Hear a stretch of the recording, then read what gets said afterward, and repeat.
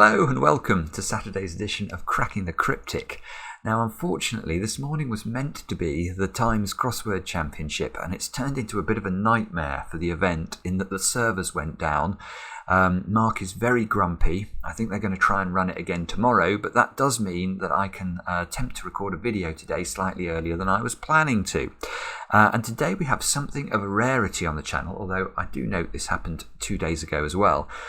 Sometimes we get a puzzle that is so good that it sort of jumps the queue. So either the testers say, look, this is so incredible, it needs to appear immediately, or if Mark or I are testing the puzzle for the other, then we might say, look, this puzzle's come in, it really should be seen by the viewers ASAP. And this puzzle only came in yesterday from Joseph Nehme. I hope I'm saying your name correctly, Joseph. I believe he hails from the Lebanon.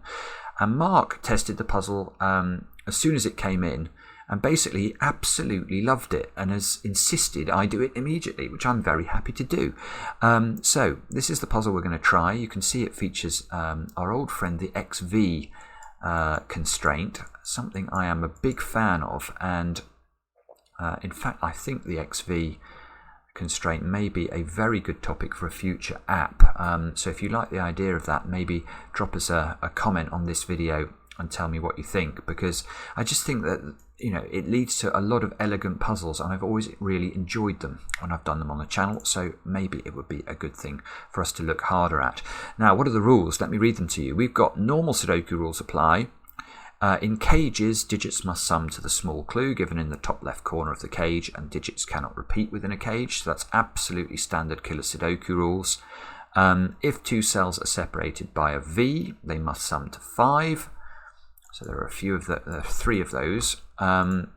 If two cells are separated by an X, they must sum to 10.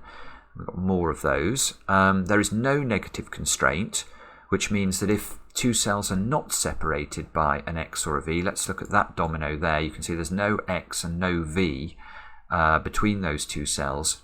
That does not mean that these can't sum to 10 or 5. They absolutely can. So there's only a positive constraint, i.e. where there is an X, the cell adds up to 10. Where there's not an X, you don't know anything. It could add up to 10, it could add up to 15, it could up to anything at all. So that's how the rules need to be interpreted. Do have a go. Now, when Mark sent this to me, he didn't use the word approachable, which I take to mean that it might be actually approachable, if you know what I mean. So the way to play, click the link under the video as usual. Now I get to play. Let's get cracking. Now, actually, as I was highlighting dominoes there, I noticed something rather interesting. There's a very symmetrical arrangement of dominoes in this puzzle. And normally, when I do XV Sudokus, in fact I get into trouble for saying it, I say that 5 is not a very useful digit. But here the 5 is instantly very interesting.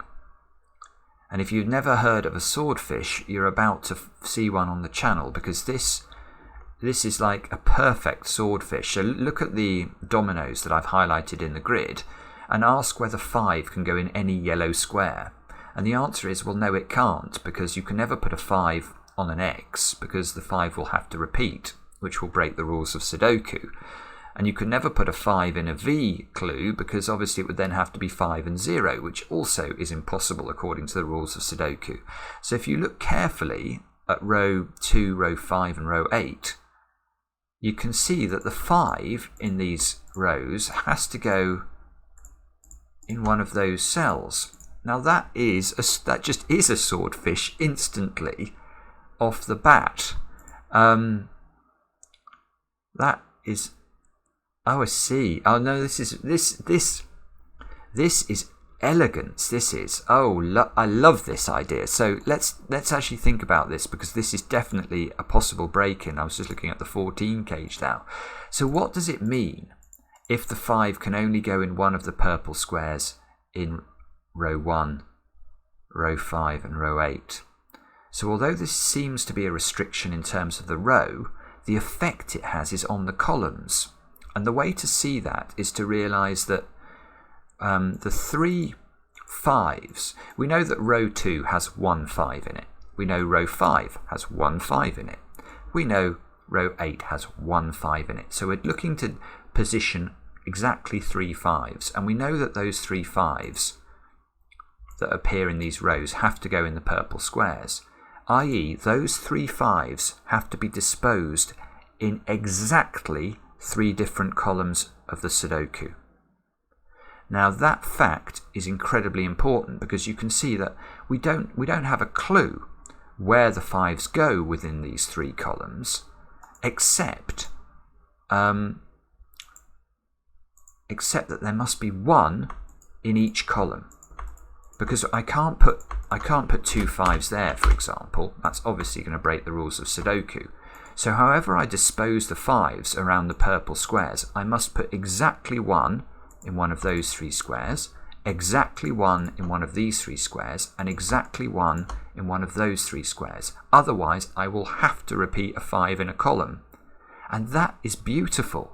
It's beautiful. And you know, if you're still struggling to understand that, let me just run through it longhand. Let's imagine we looked at the finished solution and we saw a 5 here. Now, where would the 5 go in row 5 of the grid? Well, we don't know. It's got to be in either this position or this position. Well, let's try it there. Doesn't matter. You can see that now forces the 5 here into when we're looking at this row. And you can see we've ended up with exactly 1 5 in column 1 in the purples, exactly 1 5 in column 4 in the purples, and exactly 1 5 in column 7 in the purples. And it doesn't matter how we shift this around. If we try here, we'll end up with something like that or like that. You will always end up with exactly 1 5 in each of these columns. And why does this matter? Well, it allows us to eliminate 5 from all of these cells. None of those cells now can contain a 5. And why does that matter? Well, let's look at the 14 cage. The 14 cage used to be possible to be 5 9. Well, now it can't be. That's got to be 6 8. And oh yeah, okay, look, now this 7 clue can't be 1 6, and it can't include a 5, so it can't be 2 5, so that's 3 4. Oh, it works. I mean, I can see it works a bit here, but look what it does in column 7 of the grid. This 6 cage used to be possible to be 1 5, which it can't be now, so it must be 2 4. And the 12 cage, which now can't contain a 5, so isn't 5 7, now can't contain a 4, so it can't be 4 8. So this is 3 9. And then the 2 7 cages here, we can't use 2 5, so we're looking at 3 4 and 1 6 into those. And I mean, it's clearly by design. This it's almost telegraphed. The swordfish is almost telegraphed, and then the effect on these cages is just gorgeous. And in fact, we can do better, because look, how many 4s are there in row 6 of the grid? Well, the answer to that is obvious: 1. How many 4s are there in row 7 of the grid? Again, the answer, this is not a trick question, there's 1. So there are exactly 2 4s in these 2 rows of the grid. Well, we know one of the 4s is in that cage, and we know one of the 4s is in that cage. So there can't be any more 4s in these rows. So can there be a 4 in that cage? Nope. So it gets rid of the 3 and the 4 from there, and that means this is a 1 6 pair. Get rid of the 1 and the 6 from there. Now we've got 3s aligning in those 2 cells, or those 2 cages. So again, we can't now put a 3 in the 7 cage. So there's no 4 in the 7 cage. Now, the swordfish is not affecting the 7 cage, because the swordfish obviously only applies in these columns here. So we can't actually, I think, there may be a way of limiting this more, but I'm not seeing what it is.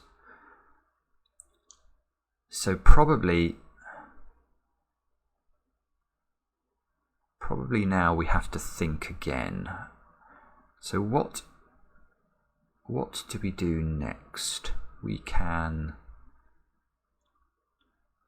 the 10 cage can't contain a 4 for the same reason the 7 cage can't contain a 4, but the 10 cage could still be a lot of things. Look, it could be 1 9, 3 7, 2, 8. That's really not helpful.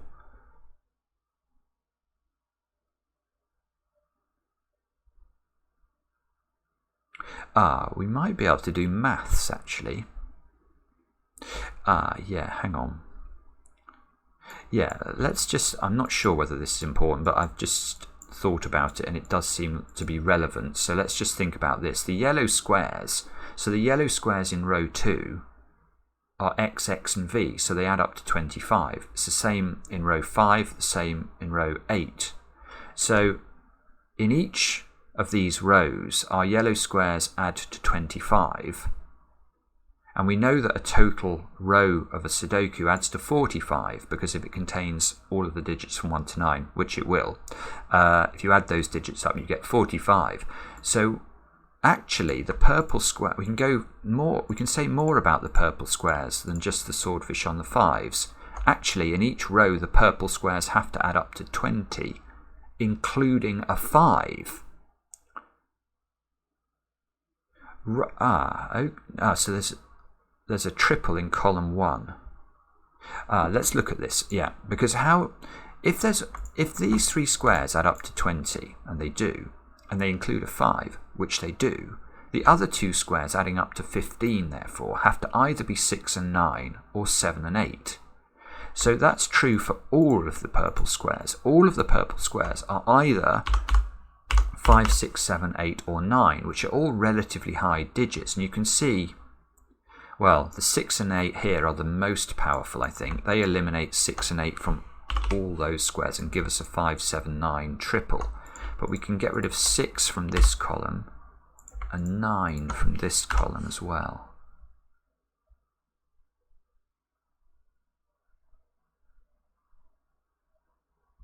So this column now has a 1-2 pair at the top and the bottom.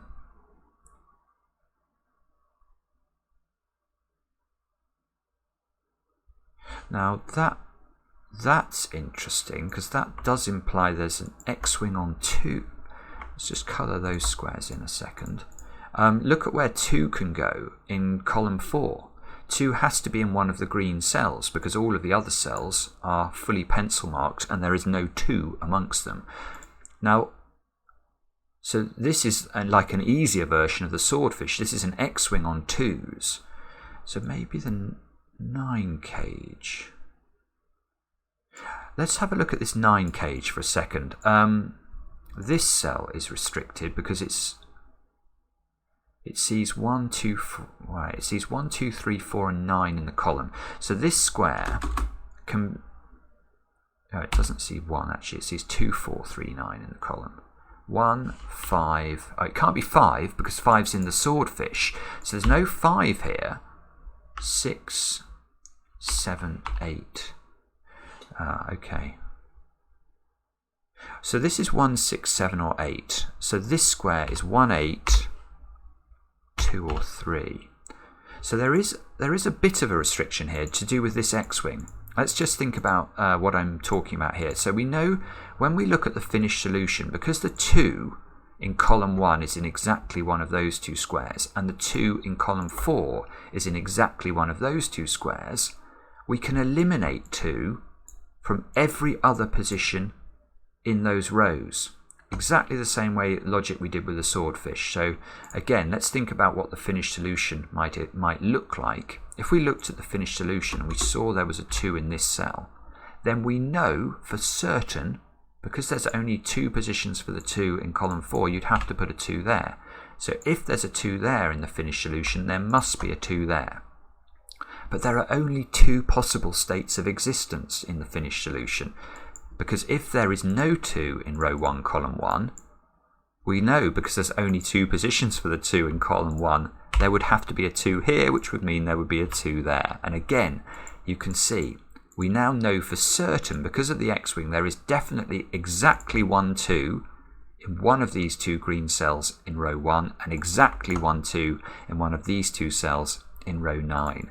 In other words, there's no way that cell is a 2. Which means there's no way that cell is a 7.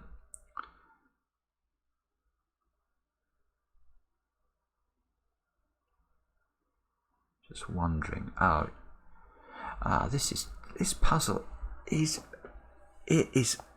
elegance personified, isn't it? Look at this. Where does 1 go in column 7? So I've got... Let's forget about the X-wing on 2s and look at the X-wing on 1s, because there is an X-wing on 1s now. I'm going to have to change this colour. Let's change that to blue. I'm now looking at 1s. Now 1 is in exactly one of those 2 positions, one of the blue positions in columns 1. Look at column 7. 1 is in exactly one of those 2 positions. So again, we can run exactly the same argument. In the finished solution, there'll be 1s either in those 2 positions or those 2 positions. Either way, there's no 1 in the rest of these rows. Now, if there's no 1 in the rest of these rows, this is not a 1. Therefore, that is not an 8, and we're down to a pair of options. So is there a 6 in here? That would do it. Is there a 6 in there? I don't know. There might be.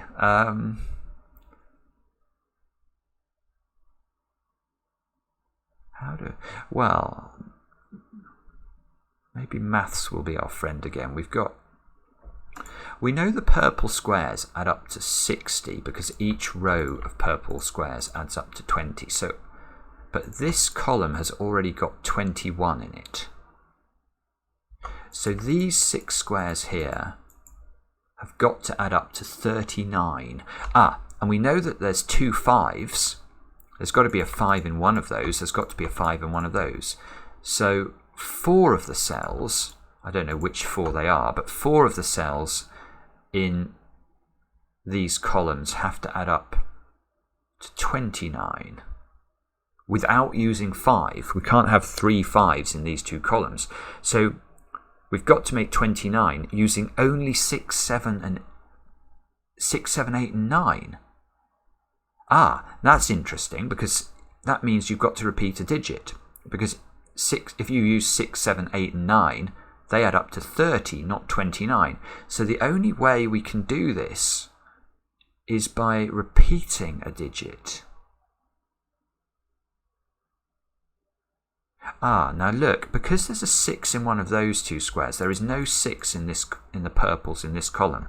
So if there is no 6 in the purples in this column, we have to get to 29 using only 7, 8, and 9. Now that must be hard.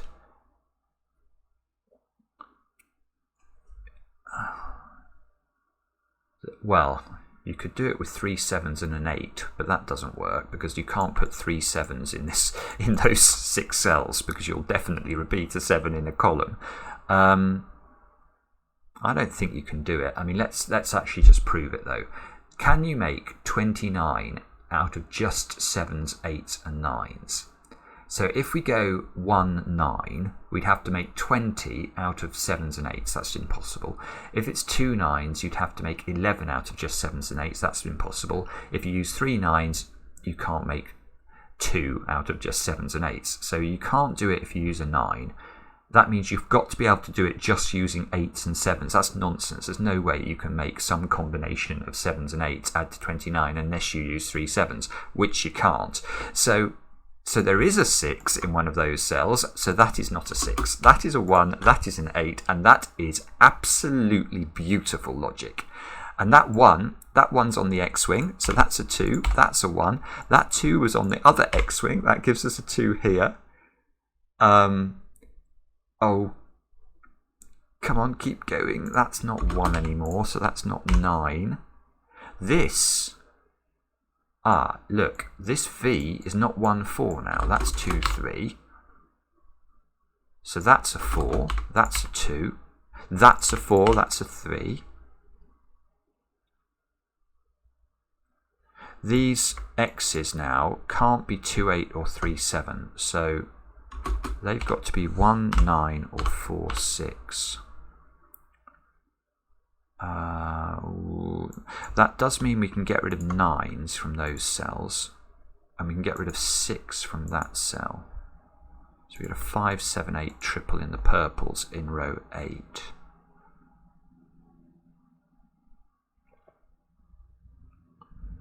1 here. There's a V in this one as well. So this is a 2-3 pair. Okay. So there's no 1 here either. Sorry, I've got to make sure I keep on top of my pencil marks. 2-3 pair. There's no 2 here. So that can't be 5. And the 2-3 pair here means, again, these X's have to be 1, 9, and 4, 6 again. There's no 6 here, therefore. So we know there was one of those needed to be a 6, so we couldn't make these add up to 29. So the 6 now has to be there by Sudoku. That can't be 9. Eliminating the 9s. That can't be 9. So we've got a 5-7 pair in column 1, so that's 9. That's not 9. Now look at the options for the X's in row 5 now. They can't be 4, 6 or 1, 9, so they've got to be 2, 8 or 3, 7. That one can't be 2, 8 because there's a 2 in the box, so that one can't be 3, 7 because there's a 3, 7 in the row. And there's a 2, 8 here now, so this becomes a 1, that becomes a 6, that fixes the 6 and the 8.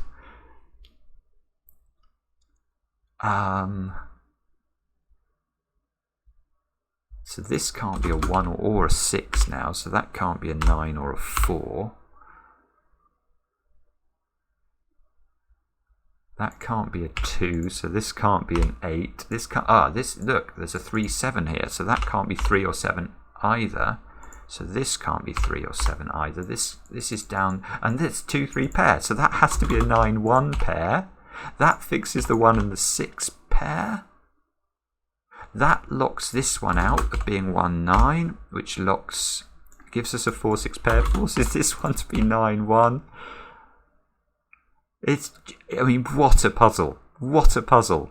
Nothing, the star is just gorgeous, and the way it interacts with the cages, just stunning. We've got a 5, 7, 8 triple here, so that's got to be a 9. In fact, now, hang on. If I've got 5, 7, 8 here, and 5, 7, 9 there, 5, 7 and 8 add to 20, 5, 7 and 9 add to 21, that's 41. These have to add to 19, including a 6, and there must be a 5 in the purples from the swordfish, so the other square has to be an 8. There is no 7 in those.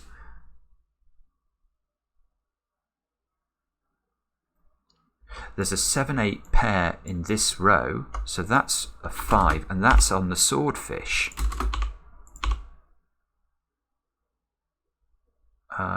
So is that useful? Probably. I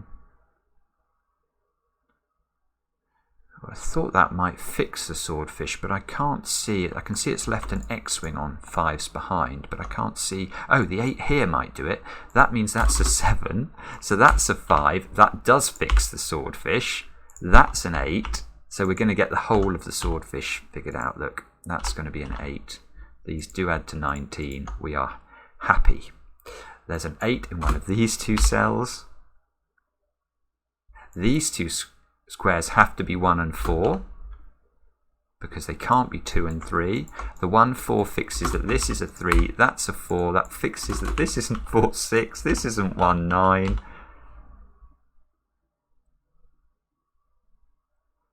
This 3, 7 fixes that that's a 9, that's a 3. Where does 1 go in box 3? It's got to go there by Sudoku. Where does 2 go in box 3? It's got to go here by Sudoku. That fixes the 2, 3, the 3, 7. These 2, 3 square. That one's just a write-in. That's a 7. This is an 8, 9 pair, which we can do. 8's got to live in one of these two cells, look. We must be close to cracking this. Where does 9 go in row 3? It's got to go there because of the 9 in this box. These squares, therefore, have got to be a 5, 7 pair. And those two squares must be 3 and 6 to complete the box. It's not quite resolved. There's probably some way of doing that. Can't see what it is. That's 4 and 5 there. Now I've nearly done, but I haven't used that 13 cage yet, so maybe that would be a sensible thing to look at. This cell here is restricted. I mean, if we look at this box, we've still got to put 3 in this box actually. It can't go in the 13 cage, so that must be a 3. That fixes the 3 and the 2 and the 8. That fixes the 8 in the 13 cage, very nice. So that becomes a 5, that should be a 7. There's a 7 in one of these 2 squares. This 5 fixes the 5 and the 4. That square should be a write-in, and if I could scan, I could just write it in. If I was Bastion, I would have got it instantly, but I'm not. So that's 6 and 4. That's 4. These 2 squares are a 5-8 pair, which is resolved. That's an 8 by Sudoku. This square should be a write-in. That's a 2, I think. So these 2 squares must be 7 and 9. Oh, okay. Those 2 squares in the corner have got to be 5 and 7. I can do those. That's doable. And these 2 squares have got to be 3 and 4. And there's a 3 there. So 3 goes here, 4 goes here, 7 goes here. Those 2 squares have got to be 2 and 5, which there's 2. Maybe that's it. Yeah, here we go. 5, 7, 7, 9, 9, 1, 1, 4, 4, 6, 6, 3, bingo. Yes, what a puzzle that is. That is absolutely stunning. Not too difficult, but I mean, these are the puzzles I absolutely love because although it's not difficult, it just makes you feel the universe makes sense because it's just constructed so beautifully. I loved the swordfish, the star. I loved the way that impacted on these cages. I loved the fact that revealed X-wings on these 1s and 2s, which affected this 9 cage. Yeah, I mean, it's just stunning. And then you had to do a bit of arithmetic, I think. Well, it affected the 9 cage a bit, but then to fix the 6 in here using the arithmetic on the swordfish cells is a really lovely touch, and I hope that is the way you're meant to do the puzzle. Joseph, maybe you'll let us know in a comment, but that was absolutely brilliant. Let me know in the comments. I really hope you enjoyed that, just even a smidgen as much as I did, and we'll be back later, of course, with another edition of Cracking the Cryptic.